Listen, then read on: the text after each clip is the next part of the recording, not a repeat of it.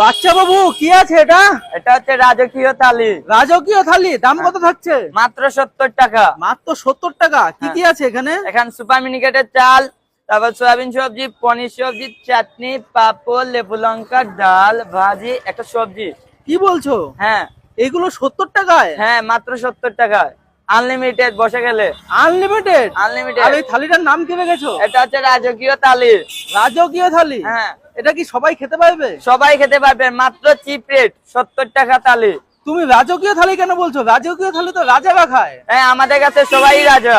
সবাই রাজা? হ্যাঁ। আর এটা খেতে গেলে কোথায় আসতে হবে? এটা মায়াপুর কমিউনিটি হসপিটালের ঠিক উল্টো দিকে, গুরু কৃপা মহাপ্রসাদম।